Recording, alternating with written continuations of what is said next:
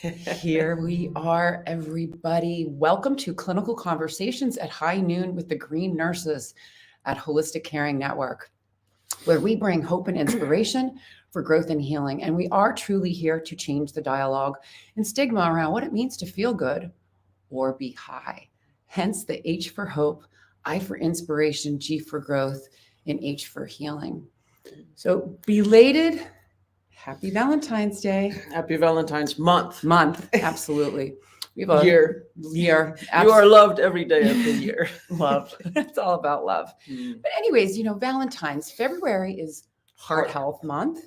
And we're here to provide you with some hugs and nugs of information on heart health and cannabis right after this little video about what we do in the cannabis space as nurses. So here we go. Change the paradigm of healthcare.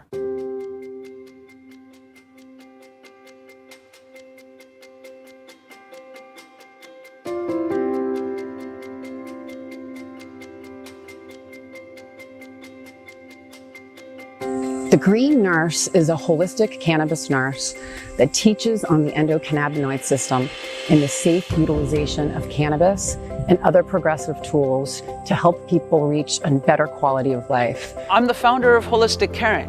We're based here in California, and we do educational programs and case management for patients on how to use cannabis therapeutically as a medicine. We're also here to decrease stigma around what it means to feel good and be high, hence the H for hope, I for inspiration, G for growth, and H for healing. As the founder of Holistic Caring, I basically oversee the whole ship. And what we're doing is progressive education. Cannabis actually supports all 11 organ systems, our immune system, and all the neurotransmitter signaling systems that give messages to tell our body to either do something or not do something. Because the plant was prohibited, it prevented health professionals, doctors and nurses from learning about cannabis as medicine. I want to change the paradigm of healthcare and us paving the way into a new vanguard of medicine. And I'm excited to really bring this into light. There's a company called Canam that we're merging with, and we will now be doing global education. It's about education, it's about empowerment, it's about teaching people how to feel good, bridging the gap from what they're not getting from traditional medicine, utilizing different plant medicines, adaptogens, tips, tricks, hugs, and nugs of information to support and nourish the most important system in our body. And it's a lot of soul work, a lot of love, a lot of discipline, and meditation. I'm using my life work as a testimony to others to learn how they can be their own hero and then go help heal the world. And we are, as nurses, the game changers.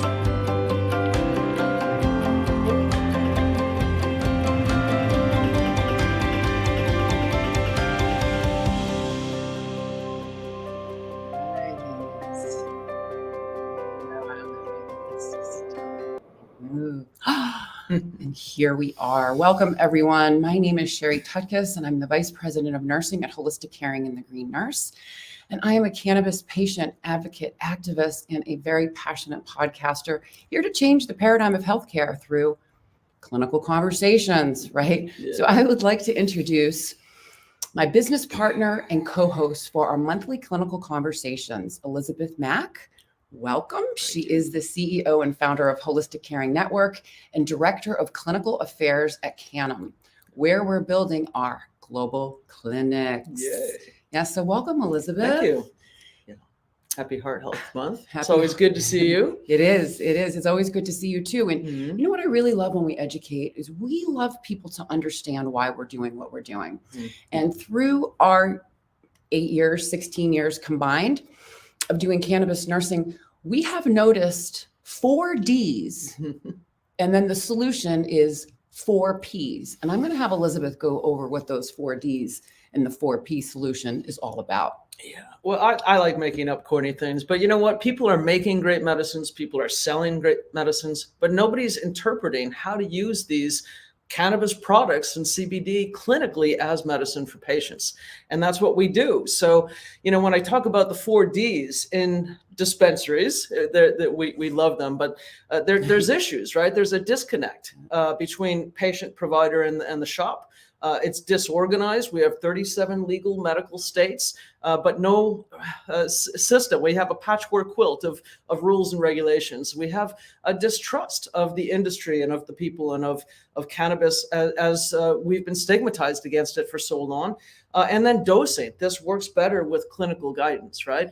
So we've created programs and a process and patient care and products that are vetted to overcome all of those barriers. And that's what we do. That's what we do. Call the free nurse line if you need any tips, tricks, hugs, or nugs. So what I'm going to do now is start pulling up some of the slides. So we're going to be talking about heart health and cannabis. And is it okay to use cannabis if you have a cardiac condition or heart disease, right? So we're going to talk about that. Let me just pull up these slides here. Okay, so here we go. So, the big conversation, is this going to hurt me? Is this going to, make my condition worse? And should I be using cannabis, and what kinds of cannabis should I be using? And so when people come to us, if they have cardiovascular disease or heart disease, the question is always, what are you using to treat cannabis for? So we're always looking at risk benefit ratio, right? For when patients come in for whatever condition, symptom, or disease process. And whatever target they want to use for their healing modalities, right? Yeah. Risk benefits. Risk benefit ratio. So, what's really, really important is product type, cannabinoids, the type that's consumed, when it's consumed, the dosing, the chemotype, and this is really important. So we're going to get into what the cardiovascular system is and then deep dive into cannabis and cardiac health. So Elizabeth, what is the cardiovascular system? Well, it comprises the heart and all of the circulating veins and arteries, and it beats gently and powerfully, working together with our lungs and all of the other organs in our heart that gets the oxygen-rich blood throughout all of our body and the rest of our organs to keep them alive and vibrant. So, and guess what regulates the cardiovascular system? What system regulates the cardiovascular system? Which system? The endocannabinoid system. The endocannabinoid system. It regulates all of them. We're going to get to that in a minute. Yes. So Elizabeth, what is heart disease? Well, so heart disease is, we call it the hidden disease in a way because a lot of people don't know that they have it. But it refers to several different types of heart conditions. And heart disease claims over 700,000 people a year just here in America. And it's the most common heart disease is cardiovascular or coronary artery disease, or CAD. And that can show up in different symptoms with angina and chest pain. It can be where we've got heart attack and a myocardial infarction. And you can also have stroke, but high blood pressure is underlying it all. And we'll talk about that as well. But it's multifaceted. Yeah. So cardiac conditions, coronary artery disease. So our arteries are extremely important because they carry oxygen-rich blood away from the heart to all of our other organs and tissues for perfusion. And perfusion is necessary to keep them alive, right? So if we have a decreased blood flow to our heart muscle, this is what can cause a heart attack, right? And so other diagnoses around cardiovascular disease include heart attack, stroke, blood pressure, angina, and also rheumatic heart disease. So but think about thinning of these arteries, yes. Right? So they're being built up with the plaque. So when we talk about plaque, it's cholesterol that's building these walls, and some is needed because we always need to keep everything being built and broken down. But we want to minimize the amount of cholesterol that's in there so that things flow freely. Yep. Good like cholesterol. Yeah. Good cholesterol, Yeah. bad cholesterol. It's all about a balance. And the endocannabinoid system is regulates that. So the cardiac risk factors is important to look at. So this is why we do the 8-page intake forms. We want to know what's going on with our patients because it's really important. So age 55 or over. This just came out, heart health report, heart disease in women, important updates. Ooh, you can't see right here. I'm going away. Anyways, genetics, family history of cardiac disease, history of preeclampsia during pregnancy for women, high blood pressure and high cholesterol, diabetes and prediabetes, smoking cigarettes and drinking alcohol, not good for the endocannabinoid system, being overweight or obese caused by an unhealthy diet, being physically inactive by not exercising. So here we are, and let's just talk a little bit, Elizabeth, about the cardiovascular system and the cannabinoid endocannabinoid system and how they're connected, right? really. And when we think about taking care of the endocannabinoid system, which you'll speak to with your umbrella, but think about how this takes care of all of the other systems and how they're all connected. And the cardiovascular system has these same receptors, CB1, CB2, on all of the tissues of these organs that respond to messages, and they're always sensing where are we in the scheme of balance and homeostasis, and we're moving further towards it or away from it. And the endocannabinoid system is regulating that minute by minute, and the cardiovascular system needs to be able to maintain our homeostasis in our heartbeat and our circulatory system. So and when you have an ECS dysfunction from an unhealthy endocannabinoid system, then that's when you build up that disease. When the endocannabinoid system is not sensing and regulating things properly, that's where we get the buildup of inflammation and cholesterol laying down the plaques and clogging up the arteries. So that's what we want to prevent. And we want to keep everything balanced and keeping our blood pressure nice and low and smooth as well, keeping that blood flow flowing where it needs to go. So it balances everything in the cardiovascular system. Yeah. So the endocannabinoid system, I love teaching using the Green Nurses umbrella. It just really helps people to kind of grasp the concept of it. You know, I would lecture and people are like, what's the endocannabinoid system? It's so abstract. Where is it? Where is it located? I'm like, well, it's everywhere. The endocannabinoid system is the system that regulates all systems in our body. It is the largest neuroregulatory system in our body, regulating all of these organ systems. You can see them. The umbrella reminds us of the interconnectedness of our body. The fabric pieces that attach to the spokes of the umbrella are those neurotransmitter signaling systems. You've heard of dopamine, serotonin, opioid signaling. It also regulates our hormonal systems. So it's a balancing system that acts like a switchboard going on and off with a feedback loop, correcting cell messaging.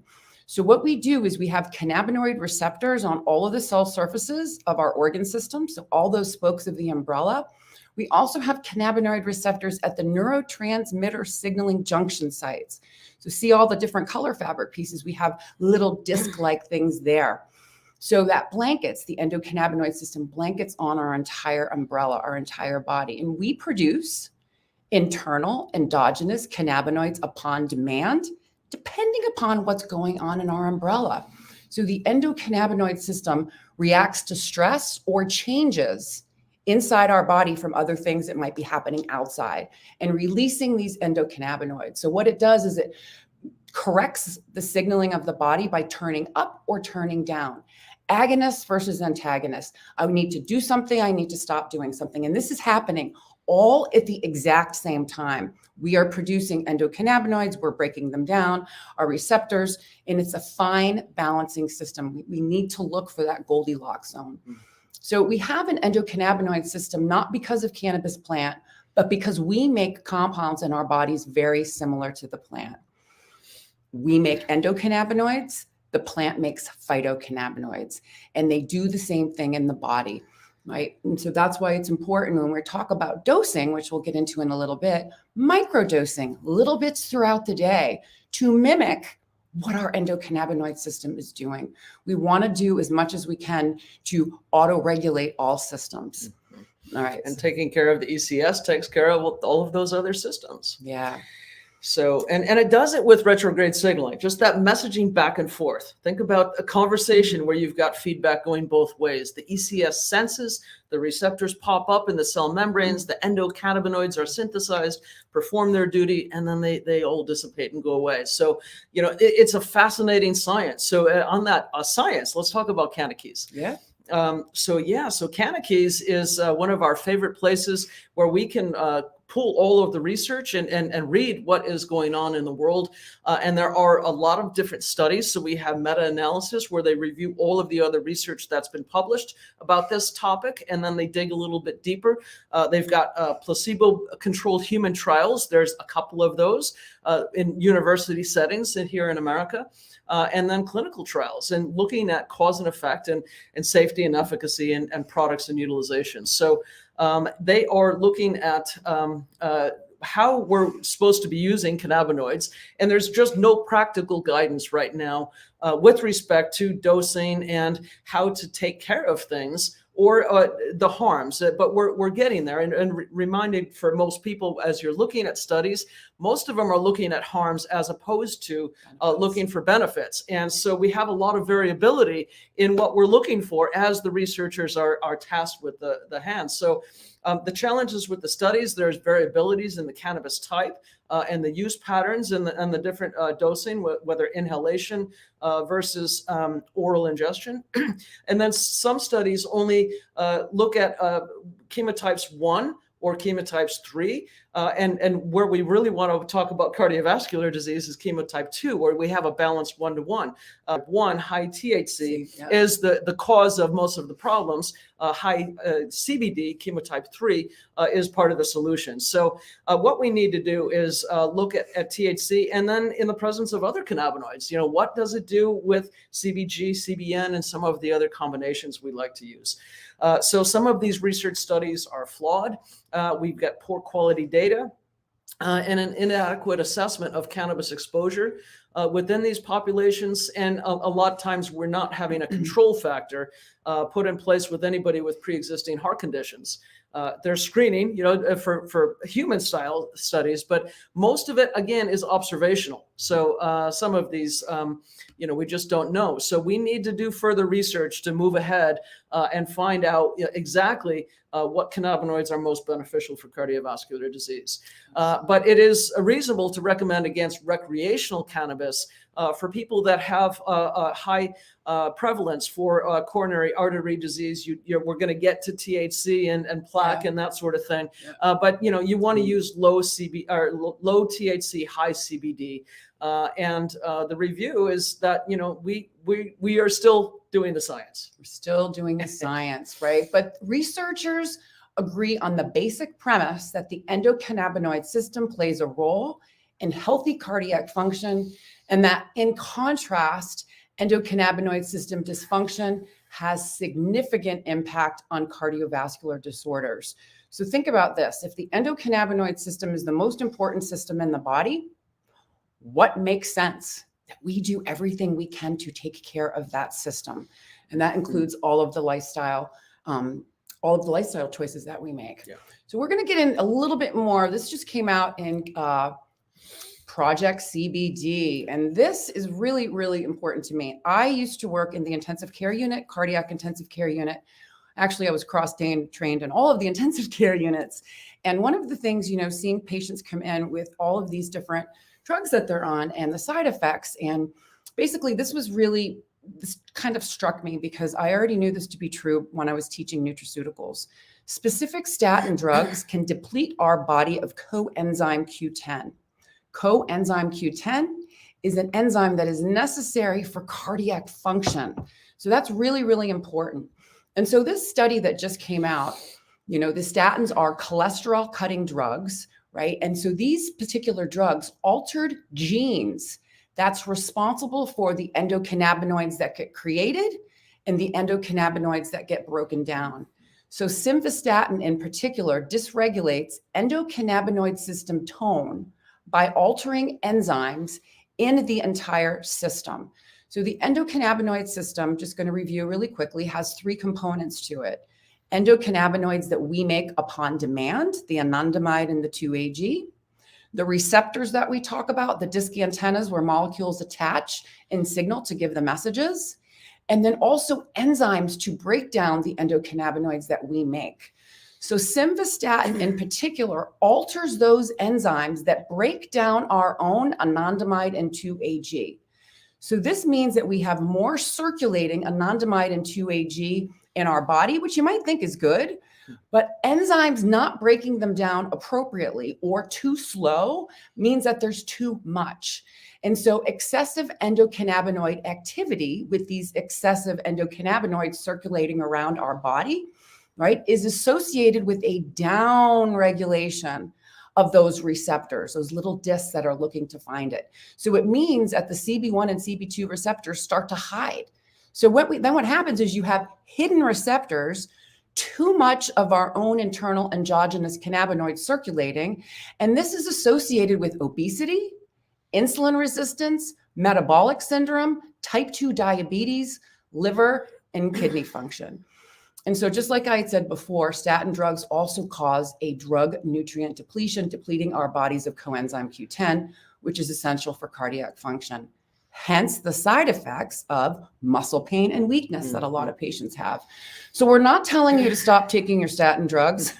That's the bottom line. But we want to make you aware of how pharmaceuticals can have a negative impact on our other systems, including the system that it's supposed to be trying to help. So let's talk a little bit about why and how cannabinoids work. I was really reflecting on one other side effect of statins. Okay. And the dysregulation of the endocannabinoid system and all of the ECS. When we have excessive endocannabinoids and metabolic syndrome and obesity and insulin resistance, it all goes along with cardiovascular disease. It is cardiovascular disease. And one of the other things, the takeaway of that is that it takes away personal responsibility from what we need to do as being part of the solution, as opposed to just taking a pill and thinking it's going to solve things. Right. And so anyway, we need to always have solutions. We are these vibrant, healthy bodies that need this give and take and cause and effect. And we've got to figure out how to best care for ourselves. So supplementing the ECS, if it's dysregulated with phytonutrients, the phytocannabinoids, is this next talk. And really, we have 3 different types of cannabinoids that can activate these receptors in the body, CB1 and CB2 on our cell membranes, right? And so we have endocannabinoids that we make endogenously, synthesized in the cell synapses. We have the phytocannabinoids made by the plant, the cannabis plant, and that can grow into CBD, THC, and various strains. And then we have the synthetic cannabinoids, and the synthetics are the ones made in the lab by pharmaceutical companies. And the 2 biggest ones are Marinol or dronabinol, synthetic THC, and Epidiolex, which is an isolate of CBD that's been purified. And both are FDA approved, by the way, in use in clinical care right now today. Yeah. So, so all of them regulate the body, right? So whatever cannabinoid goes into the body, it's able to activate those receptors and bring that back to balance. So wherever this is in the body, whatever part of the umbrella, whatever spoke, whatever system we're in, talking cardiovascular today, it's able to communicate that messaging, that sensing back and forth feedback, and able to keep us in balance. So this is one of my favorite slides about why cannabis works. So you heard me talk about the green nurses umbrella, right? And so what happens, right? We have an endocannabinoid system, not because of the cannabis plant, but because we make molecules like Elizabeth, we talked about earlier, endogenously. This was the shoe drop for me. The plant makes THC, we make anandamide, and the molecular structure is very, very similar. And what it does is it plugs in to those receptors and causes a physiological response. So the anandamide molecule that we make is 10 times weaker than the THC molecule. So it makes sense that we don't need a lot of THC. We just need a little bit. However, some patients may have a severe deficiency and may need a little bit more. So THC was isolated in 1964. The CB1 and CB2 receptors were discovered in 1988. And then the internal endogenous cannabinoids that we make, the anandamide and 2-AG, were discovered in 1992.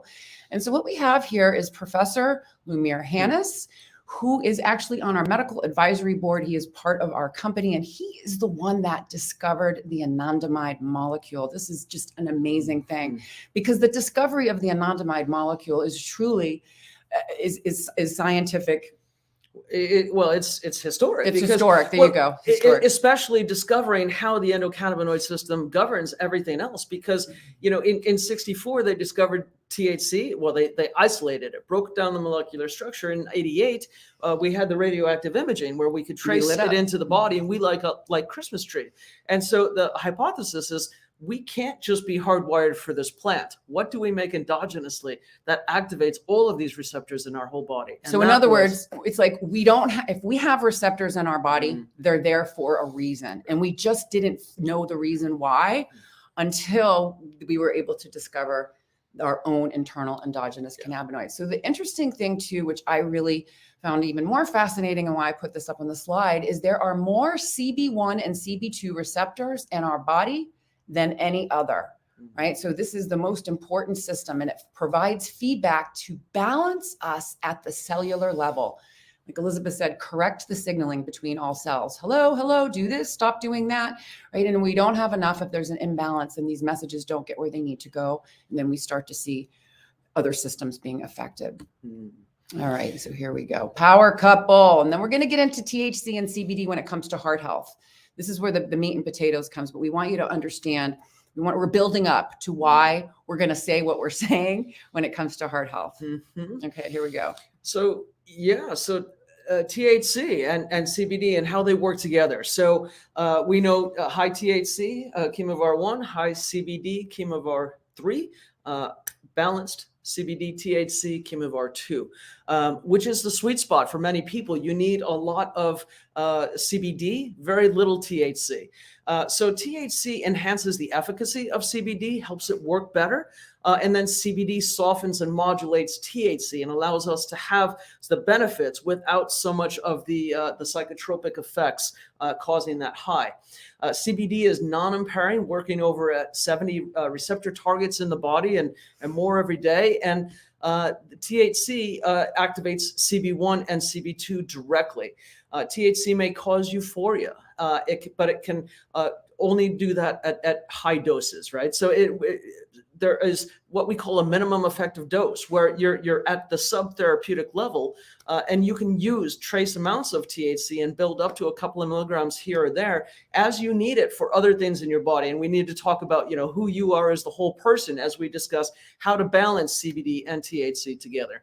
But you want THC when you need to relieve nausea, quiet pain, promote really good sleep when nothing else has been working for you, and then boost the immune system. In cancer dosing and autoimmune conditions, we really want to activate those CB2 receptors directly.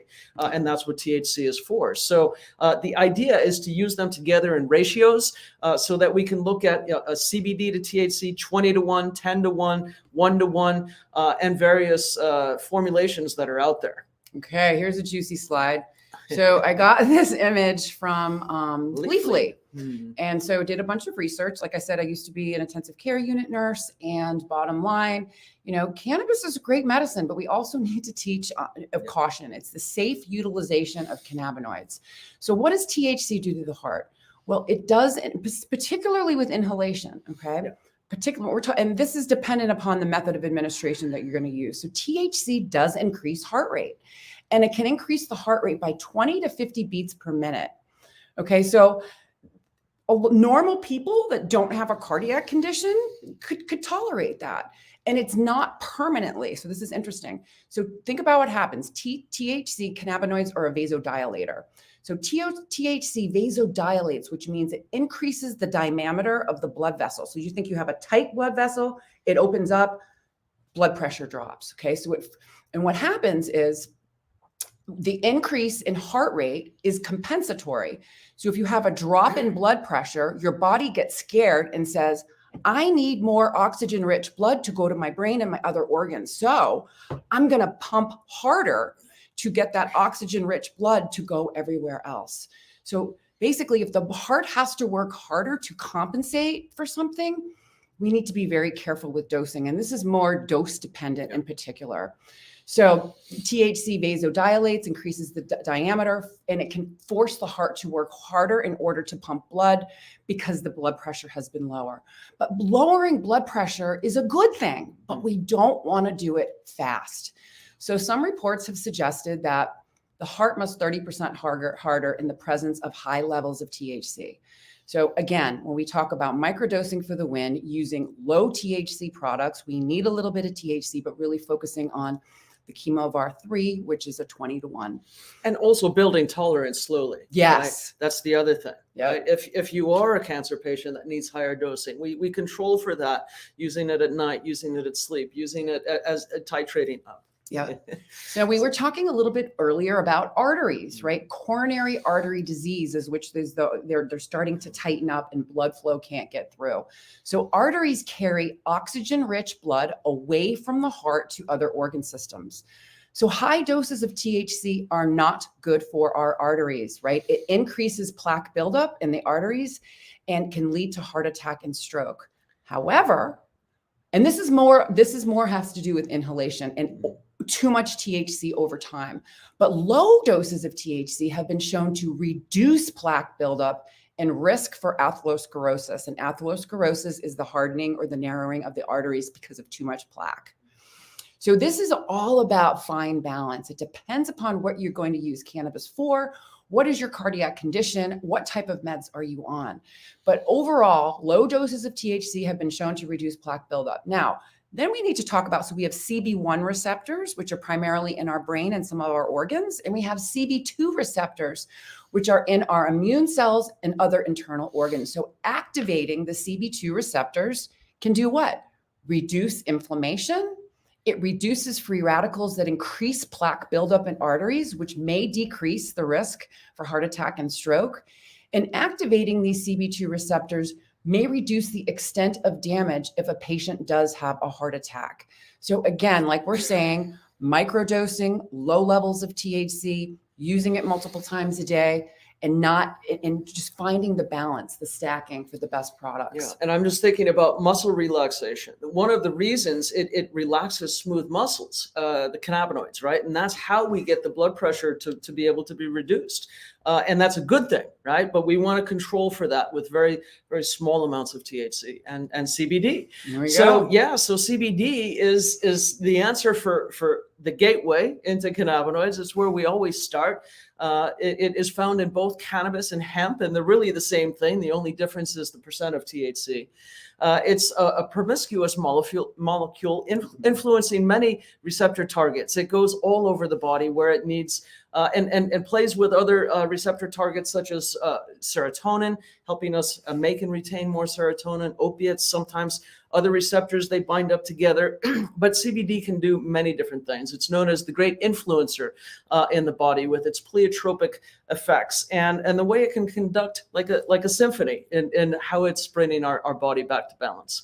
So the difference, again, I talked about THC percentage. So we have broad spectrum hemp, which is 0% THC. All of the THC has been extracted. And then we have full spectrum hemp CBD. And that is where we have 0.3% or less THC, but enough to have trace amounts be meaningful for the plant, for the efficacy in the body, as well as isolate. And isolate is good. Sometimes we'll want just a CBD isolate and some MCT oil, just something very clean. And then also boosting milligrams if we're trying to raise our daily milligram count because we have high inflammatory conditions and we need more CBD. Sometimes people use isolate. So, and which is what Epidiolex is. Yeah. So how does CBD, this is a big slide.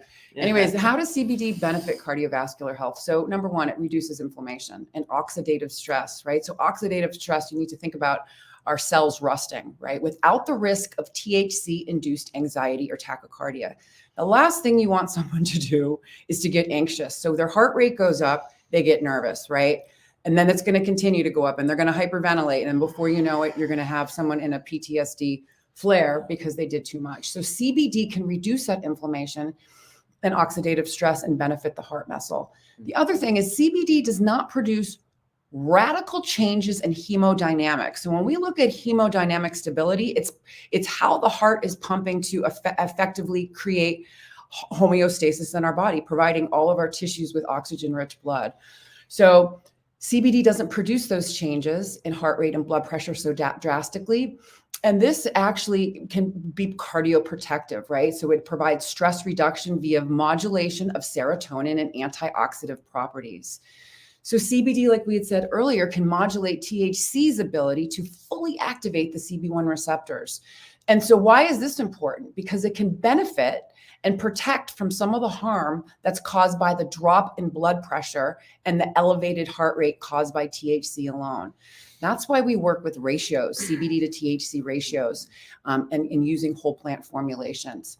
CBD is a potent antioxidant, and it reduces and neutralizes harmful free radicals. And so I want you to think about a free radical as something in your body as a metabolic terrorist, and it can cause our bodies to oxidize, or what I call rust, from the inside out. And here's an example. You peel 2 apples, leave one open to air, cover the other one with lemon juice, you leave for an hour, you come back.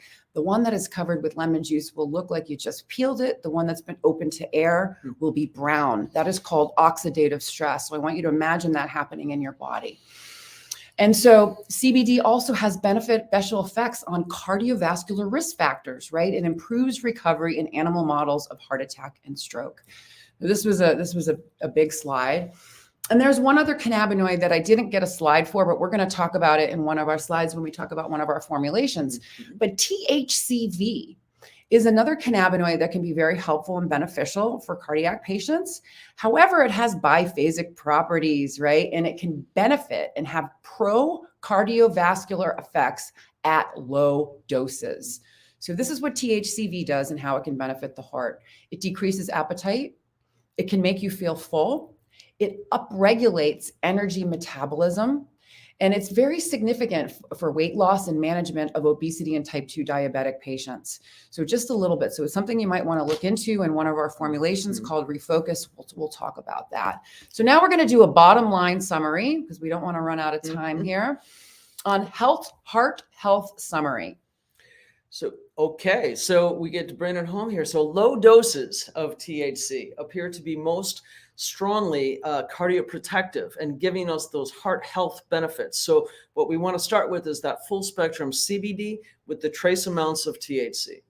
Low doses of THC have been shown to reduce plaque buildup and risk for atherosclerosis, and high doses may be causative, which is always the way things are with the biphasic nature of these plants. So what we want to do is find that minimum effective dose and work at those subtherapeutic levels where we're having efficacy without any harms. At higher doses, THC can affect CB1 receptors and override the benefit that we're getting from activating the CB2 receptors in the immune and anti-inflammatory effects. So we don't want a net negative. We always want net positive effects. So that's why we go more with CBD, which has beneficial effects on the cardiovascular risk factors that we've discussed, and improves that recovery time in animal models that also, same thing as brain, right? You have CBD in you have a head injury, you're going to recover from that concussion better. Same thing with heart. You're going to recover from that heart attack faster with CBD on board. And cardiovascular events represent only about 2% of adverse events medical reports with respect to using THC. So it's not that alarming, but we always want to be very protective of folks, especially since heart disease is hidden most of the time. We don't know, but those that do know need to be taking caution and following these tips. Absolutely. And so what is the solution for that? If you can't use high THC products, what's the solution? Well, the solution is targeted formulas, right? So using the whole plant, the plants. Gosh, we were talking to Professor Lumir Hannes, and we were like, how many constituents are in the plant? And he's like, 1,534. Okay, that's a lot. Yes. 1,534 constituents in cannabis. THC and CBD are the most abundant. So just imagine if we could just keep the THC low and we use the rest of the plant to help us achieve those therapeutic results that we're looking for without the need to worry about our hearts, right? We want to keep our hearts healthy. So modern chemistry allows for cannabinoids and terpenes to be directed at specific balances within the endocannabinoid system, and symptom-targeted formulas provide benefits for day and night pain, neuro, focus, immune system, anxiety, and sleep. So these formulations have a combined combination of different cannabinoids, terpenes, and botanicals. They're non-impairing. and they're whole plant formulations that have less than 0.3% THC. And we're really, really proud of these formulas. And the reason why we're proud of them is because, listen, we've been around the block. We've been here doing cannabis as medicine for 16 years between us. Yeah. And what has happened over time and we are also medical cannabis patients. So what we've noticed not only with ourselves is high quality products, right? And being able to use something in synergy with other things. We have sourced out what patients want and needed. We've taken care of over 5,000 patients, and we're here to bring it to them because cannabis is safe and can be very effective. You just need to know how to do it right. Here we go. Our first one of my favorites. Mm-hmm. Yeah. Starting with a topical is always, where for, people that are phobic of cannabinoids, they'll be like, okay, I'll use a topical, which is how I was introduced by my medical massage at a chiropractor's office. I had shoulder surgery. She was using CBD oil. I'm like, smells funny. This was, January 2015. When it was just a full spectrum hemp lotion. We've come far from that with this one. It's a beautiful scent in this Lumiere Relieve topical.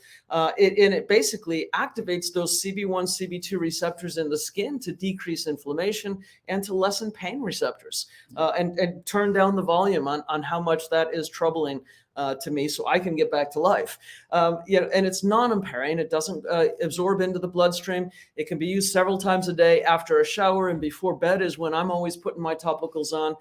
And this one in Relieve has 1,500 milligrams of full spectrum organic CBD, 200 milligrams of CBG. So both are very anti-inflammatory. The primary terpene is beta-caryophyllene, which also activates CB2, reducing inflammation and healing things. The botanical blends in here are arnica, comfrey oil, and calendula, among other things. And they're also very healing for the skin. Yep. Excellent. Some of my favorites. Mm-hmm. And so anyways, we're going to hop right along to this next one, Recover for Pain. This is a really, really good formulation. Inflammation is the number one reason why people hurt.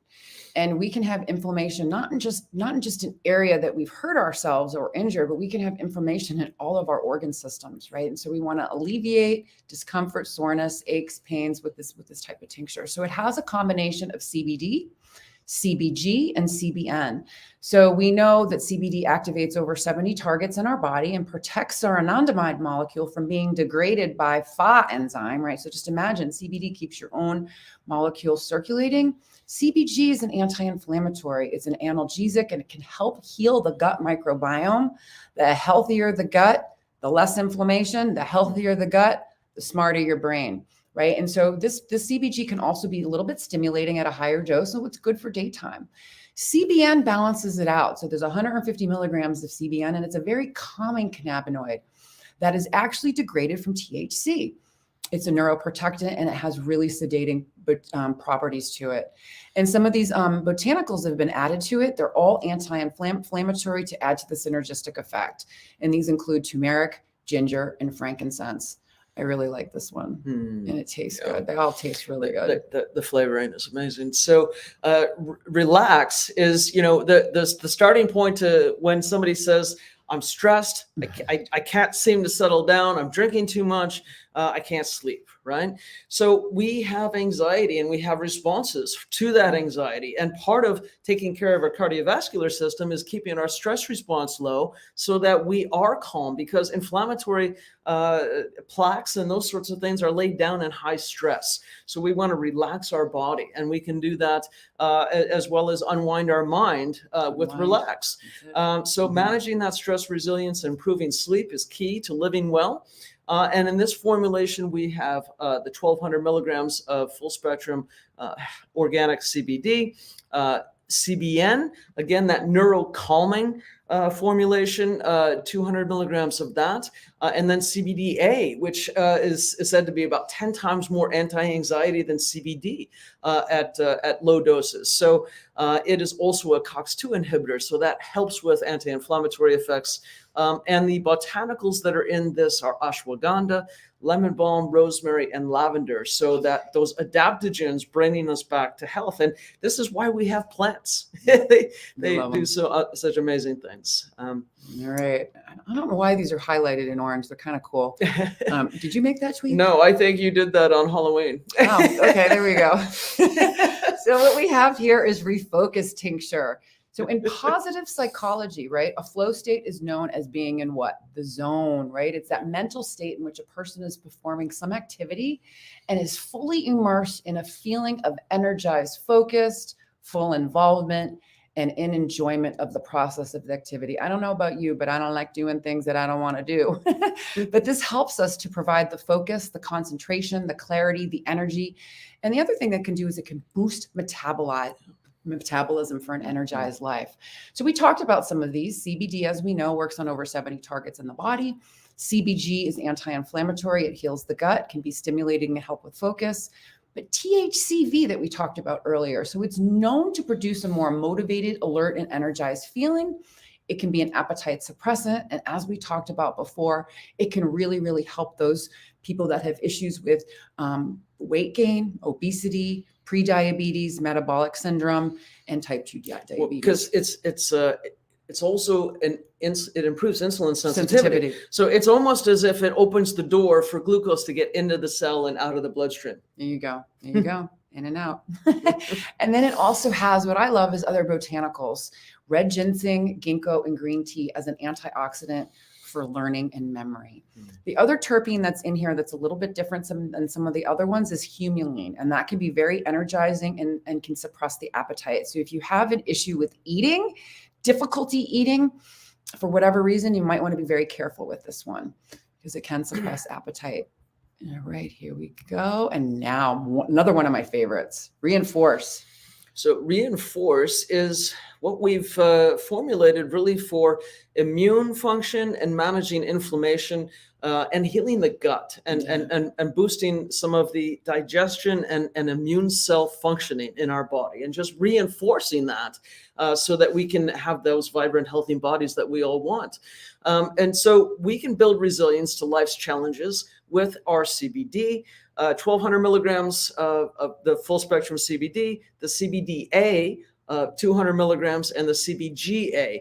And these are the precursors to CBD and CBG and the acidic version. So before the plant has been heated, so cold processed. Both are COX, CBDA and CBGA have COX inhibitor features that decrease inflammation and help us with pain, as well as getting us back to analgesia and neuroprotection. So the other botanicals that are in here are chaga, reishi, and echinacea. And this is good for immune function. And remember, as we're trying to repair immune, so cancer, autoimmune conditions, these are things that just the acidic molecules are better at nuancing this. So a lot of these can be mixed and matched and for different times of the day. But as people are trying to repair some of the core issues, if you're really sick, reinforce is a shortcut to reinforce. Well, just we carry this slide over all the time because winter is ending, so we're getting rid of COVID's flu and COVID, but yeah, if it does give us some protection, of course, this scientist, Dr. Van Bierman, was using much higher doses of this, but there's nothing wrong with having some CBDA and CBGA, which is the combination that they found to block the SARS-CoV spike protein from invading the cell. So it just helps to keep well. Helps to keep well. And so we are here to shopping for safe CBD. We've been doing this for a long time. We've been vetting products and now we're making our own products. Why? Because we can and we want to help people. Well, because people need them. And these formulations, we just said, they're going to give you the most bang for your buck. Symptom targeted gives you, like, seriously, if I want something for a specific thing, refocus. I just spoke to a patient last week, said, he wakes up, has some of that, and he is ready to go. It just feels so good in his mind. And I just love hearing that. Yeah. And there was a man that called 2 weeks ago, actually, and he has a Fitbit and he has an Aura machine and he's had horrible nights sleeping. And so he was blown away after 4 days of using a combination of tinctures that his heart rate variability became normalized and he was getting deep restorative sleep. So it's really important. So when we're shopping for CBD, what we want to do is our Green Nurse Approved is all about looking for these various things. So flower derived. So CBD comes from cannabis or flowering strains of hemp. Where was it grown? United States or Europe? Transparency, looking at the website, is the address there? Is the email? Is there customer service? Is there support? And better yet, are there nurses, right? GMP is good manufacturing practice. Are they certified in that? Are all the products lab tested for purity, potency, contaminants, residual solvents? And what do the labels look like, right? Do they have accurate labels with potency and serving size? The potency of products can range anywhere between 300 and 3,000 milligrams in 1 ounce. I've actually seen higher, but that can be really difficult to dose. And we need to know potency and serving size for safe dosing. Remember, it's all about the safe utilization of using cannabis. The other thing is CBD can be expensive. So don't go cheap. And make sure that the company is free from false claims, distortions, or FDA violations.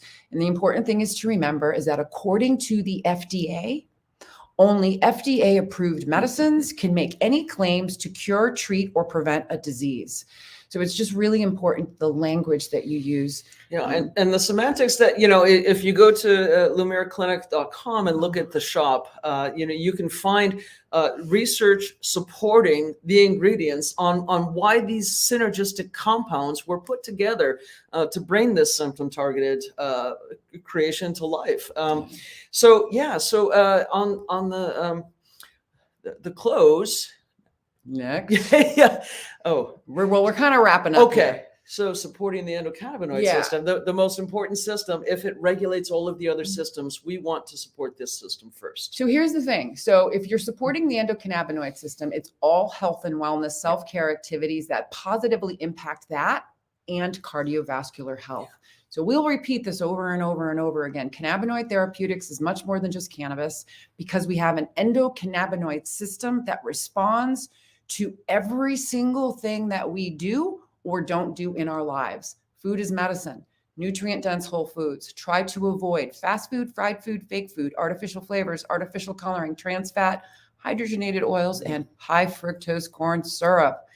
Adaptogens, supplementing with other supplements. That's why our botanical formulations do have those microdoses of supplements that increases the efficacy of these formulations. Regular exercise. I don't know about you, but we've been playing Wii. And literally, motion is the lotion. But if you haven't done something in a long time, you could pull a muscle. You can pull a muscle like we did. Yeah. Anyways, it sure does help with stress management, though. At the end of the day, just play a little Wii tennis and go for a walk. Yeah. That is the best. Meditation and breath work, slowing down, really taking the pause. Peace begins with me. And your gratitude. Add some gratitude and you do that meditation. Just when you're stressed, start meditating on all the things you're grateful for, and you will drop your blood pressure, you'll drop your heart rate, you'll drop your stress response and sink in to the healing state, the parasympathetic. The rest and digest, right? Mm-hmm. So massage, there's other things that you can do too. Massage, acupuncture, chiropractic care, essential oils, aromatherapy, energy work. These are some of the other modalities that exist that are going to help actually make your cannabis work better and your ability over time to decrease your dosing because it can be expensive. Social connections, right? Reach out and touch someone. Well, and have a strong social support system. Yeah. Have a couple of people that you can be your authentic self with and share life and the journeys and the trials and tribulations and the triumphs, right? Somebody that you can be vulnerable with and share is critical. And as you know, limiting alcohol and quitting and of course, smoking is the #1 risk factor for cardiovascular disease. So don't do it. Don't do it. Restorative sleep. And laughter, right? Laughter is the best medicine. And if cannabis makes me laugh, well, guess what? Cannabis is a good medicine. Yeah. Right. So cannabis and CBD, as you can see, I put them at the bottom of the list, but they're all equally important. So when we're looking at healing, we're looking at bio, psycho, social, spiritual healing. And everything on that list upregulates the endocannabinoid dome. So our whole governing system. Yeah. Right. It's not just CBD. Yeah. So here we go. We got some hugs and nugs and some specials for you all. So we do have 2 websites right now. holisticcaring.com is where you can get into our free network. So when you go to holisticcaring.com, it's going to say network here. You click on it and you can get into the network. It's run by nurses and our pharmacists. Hello, Charmaine. We love you, Charmaine.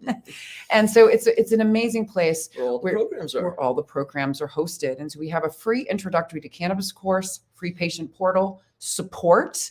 We're actually going to be training nurses in there as well. We have a private group called Shadow Cats. Also, if you go to holisticcaring.com, you're going to see a pop-up that might say, subscribe to our newsletter. And if you subscribe to our newsletter, you get a free handy dandy 7-page medical cannabis guide that you can download. The other thing we have on our Holistic Caring website is our Green Nurse approved CBD marketplace. Not only are we approving and love our own products that we created, but we also know that we can't create everything. Yeah. And so we have taken the time to vet other companies, and they're on our website, and they're absolutely phenomenal. So take a peek. All good people doing the right thing with flower derived and whole plant medicines. Yep.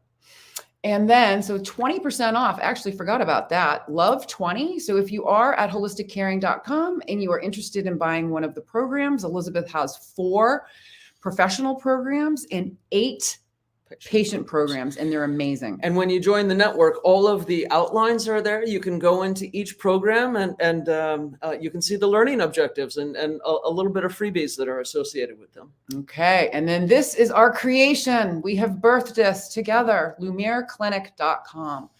This has been a long time, a labor of love. So we've created this clinic, and it's going to be globally to really help people. And we have a free nurse line there. So a discovery call. You can call today and speak to a nurse. And it's a triage line. You know, what do you need help with? Do you have questions? Have you purchased products? What do you need help with? We're there to answer your call. We also have on the website at the clinic is Lumiere CBD. And the Lumiere CBD are those products that we had talked about earlier in the show. There's product bundles, and we also have the Love 20 for 20% off the products and programs. So you can't go wrong. So the free nurse discovery call will lead you to your next step, right? Yes. You need a medical card. You need a nurse appointment. We've had green nurses seeing patients for, almost the last decade. Yep. That are going to bring all of that experience and know-how into your life to help you get the results you need fast, right? Save time, save money, save sanity. Yeah, those are big, and save your heart. Use these products and services along with lifestyle medicine, and get back to your best health.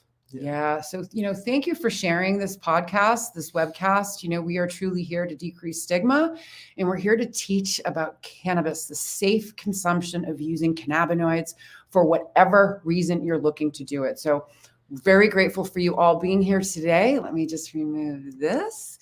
And remember, everybody, as we close out, what it is all about. It is truly about living your best life and helping others do the same.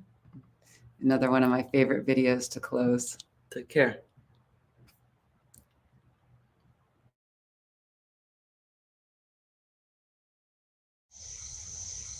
We're here to educate and empower patients to make choices that are best for them. We're also here to decrease stigma around what it means to feel good and be high. Hence the H for hope, I for inspiration, G for growth, and H for healing.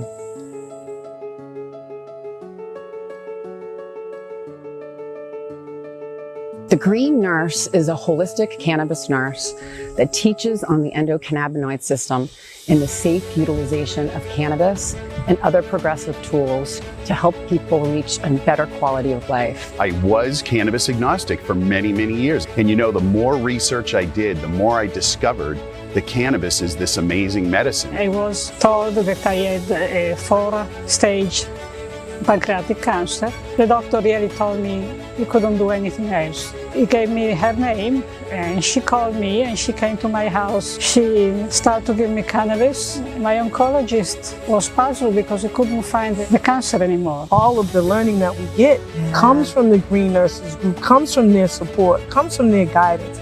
I trust everything that she says. Simply meet people where they're at. The plant doesn't, stress to grow, so we don't stress to share it. We're healing people. Cannabis has been used as a medicine for tens upon thousands of years. Here's the big message. Cannabis needs to be federally legal. We need to have laws that are the same across all 50 states that allow access to anyone and everyone who wants to utilize this powerful medicine.